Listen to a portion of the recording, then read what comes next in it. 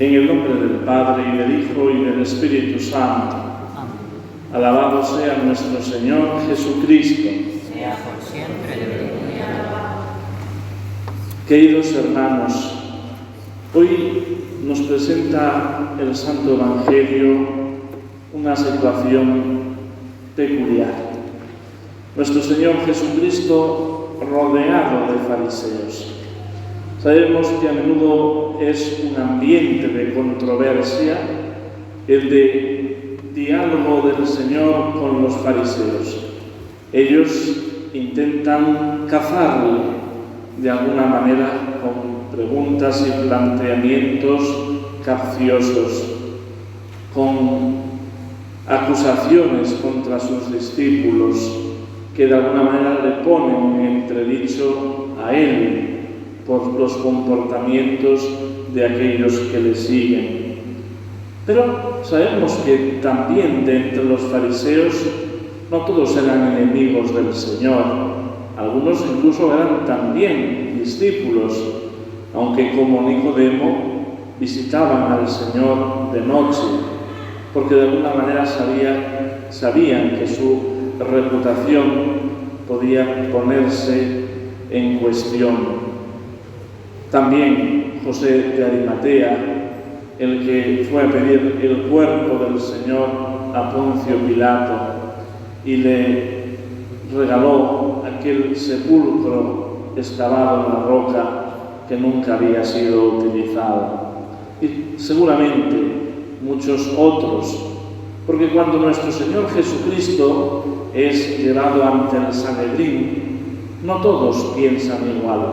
Discuten entre ellos, no están de acuerdo en la sentencia que se le va a dar a Jesús. Precisamente por eso lo llevan ante Poncio Pilato. Pero en este ambiente hay uno que le pregunta a Jesús, y el evangelista hoy dice que era precisamente porque buscaban una oportunidad para acusar a Jesús, para denunciarlo. Pero otros evangelistas lo ponen con recta intención, porque el mismo Jesús le dice en otro evangelio: veo que no estás lejos del reino de Dios. Por tanto, el planteamiento es bueno. ¿Qué es lo más importante? ¿Cuál es el mandamiento principal de la ley del Señor?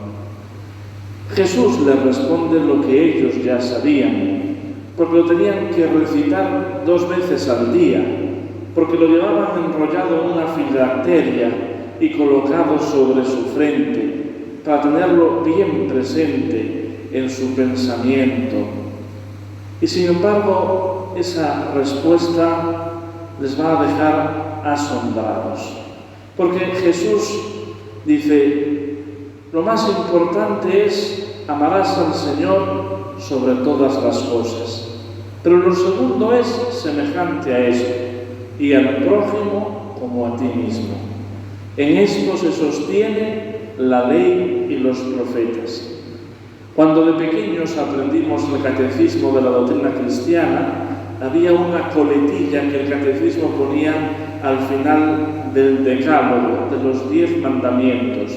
Estos 10 mandamientos se encierran en 2.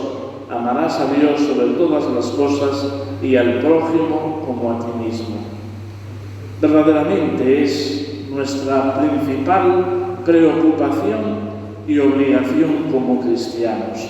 Lo más importante que tenemos que desempeñar y en lo que más nos tenemos que esforzar cada día. Amar a Dios sobre todas las cosas. Con lo que esto implica, conocer a Dios, porque no podemos amar lo que no se conoce. Y por tanto, conocer a Dios es conocer la revelación, lo que Dios nuestro Señor nos ha dicho acerca de sí.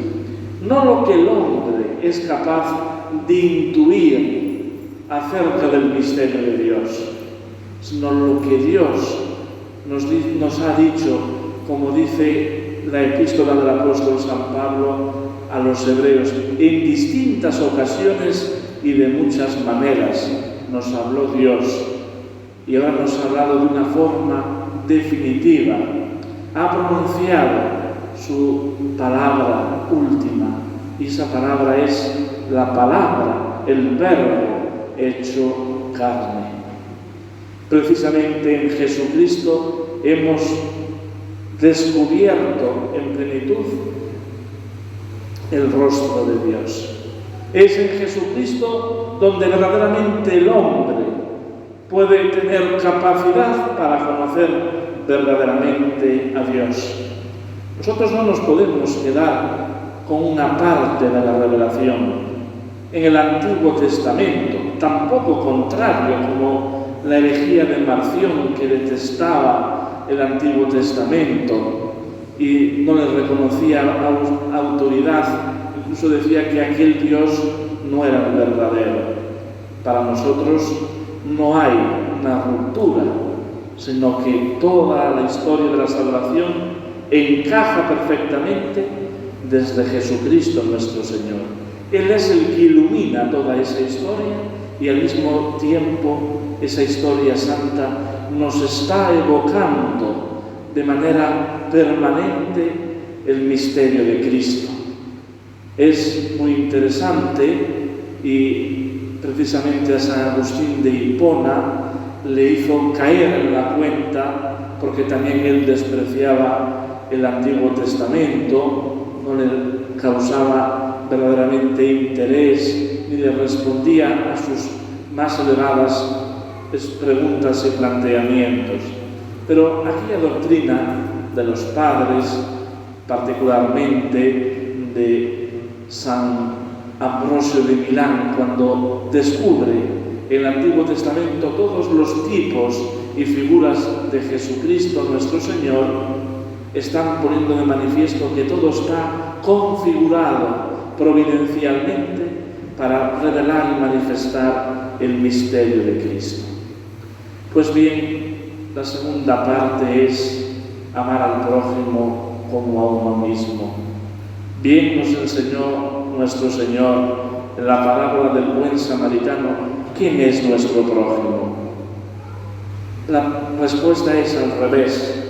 No tenemos que escudriñar quién es nuestro prójimo, sino nosotros hacernos prójimos de todos aquellos que estén vulnerablemente en una situación de carestía, de necesidad, buscando verdaderamente que seamos cercanos y prójimos verdaderos. Hay otro aspecto que hoy pone de relieve precisamente el Santo Evangelio, y es este planteamiento que Jesús hace a los fariseos. Citando el Salmo 109, donde el rey David cuestiona, pone sobre la mesa quién es su Señor, si el Mesías es el Hijo de David. ¿Cuál es la autoridad del Mesías? Sabemos que el mismo Señor hará distintas referencias a los grandes personajes de esa historia de la salvación. Salomón, por el prestigio que tenía, él dirá, aquí hay uno que es más que Salomón. Moisés, presentándose él como el nuevo Moisés, Jonás, David. Verdaderamente esto resultaba un enigma para los judíos, porque tenían sospechas de que Jesús era el Mesías de Dios y al mismo tiempo había una actitud de reserva, de desconfianza, en definitiva de sospecha hacia nuestro Señor. Esa sospecha se va a convertir en una ceguera de no querer reconocerle verdaderamente como quien era. Una ceguera que le llevará a la acusación, incluso a darle muerte. Por eso hoy los fariseos guardan silencio, no se atreven a hacer más preguntas, porque ellos que buscaban cuestionar el magisterio y la enseñanza y la autoridad de nuestro Señor Jesucristo, se encuentran ellos cuestionados. Queridos hermanos, el Señor pone de manifiesto de forma clara quién es, pero al mismo tiempo nos hace una pregunta. Lo mismo que en Cesarea de Filipo le dijo a los apóstoles: ¿quién es para vosotros? También hoy Jesús nos dice: ¿quién es el Mesías?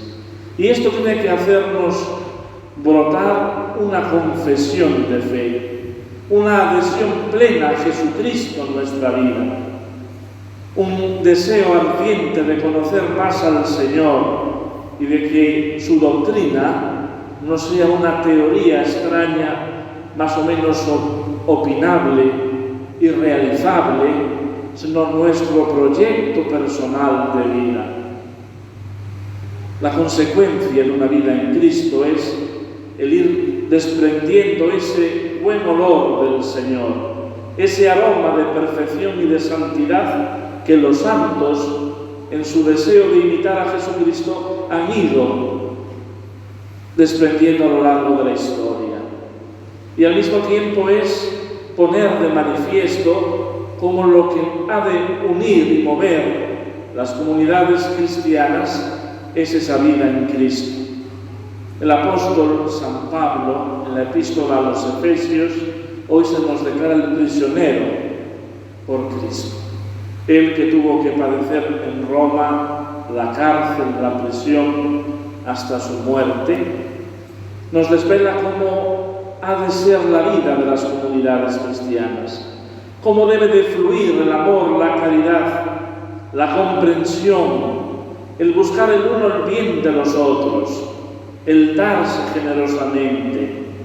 En definitiva, aquella plegaria que nuestro Señor dijo en la última cena al Padre: Padre, que todos sean uno. Pero no nos engañemos, no es el discurso filantrópico de esa fraternidad universal, una realidad amorfa y sin principio y que no se sostiene porque no está fundamentada ni enraizada en nuestro Señor Jesucristo, que es el artífice de la única y verdadera humanidad entre los hombres, la unidad por la fe, es decir, la unidad, como dice el apóstol, porque se confiesa un solo bautismo, un solo Señor, una sola fe. Todo lo demás es estrategias humanas que tienen otros intereses económicos, sociales, de poder, etc. Para el creyente eso no tiene ningún interés ni relevancia, sino para señalar claramente su error y aún así adherirse más a la verdad.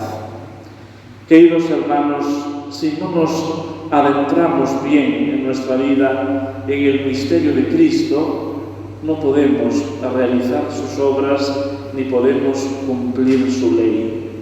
Hoy el Señor nos lo dice claramente en el Evangelio: amar a Dios sobre todas las cosas y al prójimo como a uno mismo.